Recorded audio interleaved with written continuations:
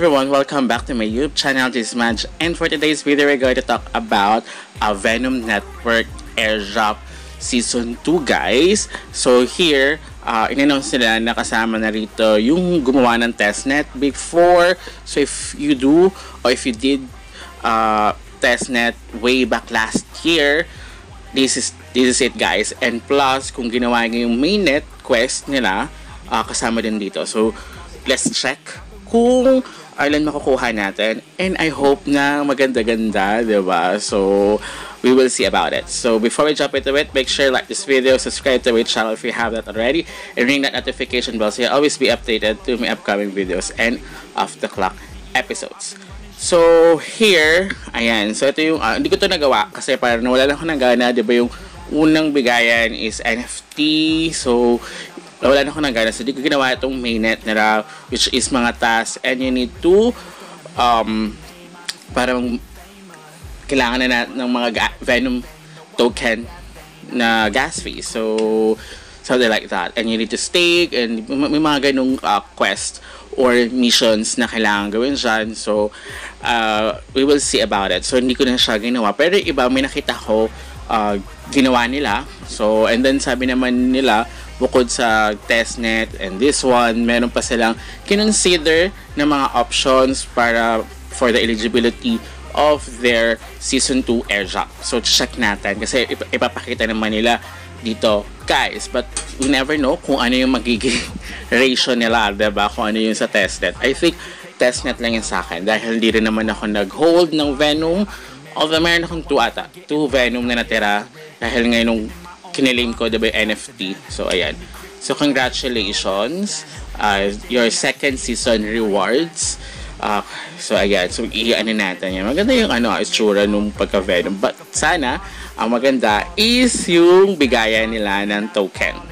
We know na nasa market na si Venom. So, less than $1 siya, alam ko. So, nasa 0 point something ata siya. So, ito, 6 Venom.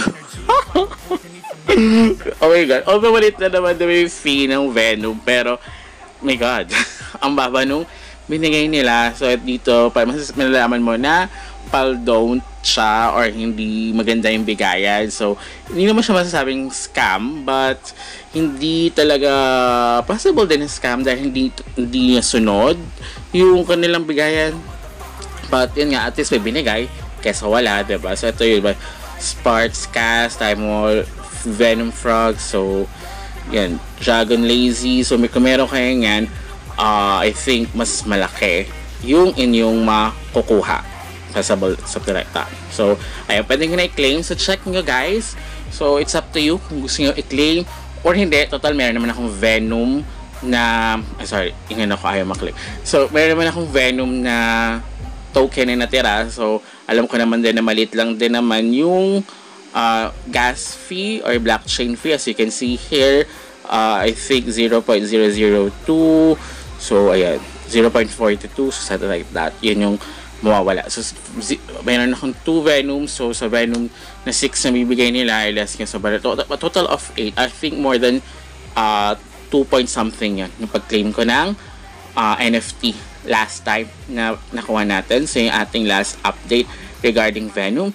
So, ayan, nakakalungkot, diba? But, as you can see, 1.51. So, I think mga at least around 100 pesos pa rin siya.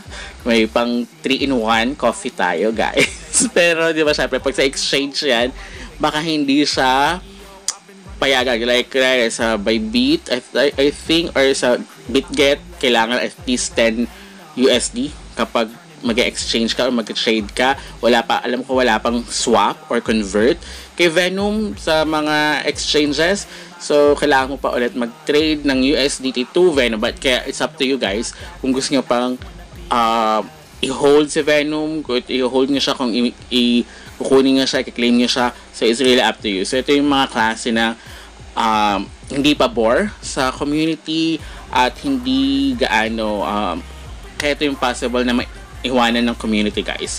So nakita natin 1.51 lang or less than kasi mayroon akong 2, diba? So magkano lang siya. So 0.70 na lang pala. So super bumaba. Last time I checked 0.2 yung nakita ko. But now is 0.7 na lang. So, kaya ito yung mga isang mga don't guys at hindi okay na project. So, until next time guys, goodbye! Let me know.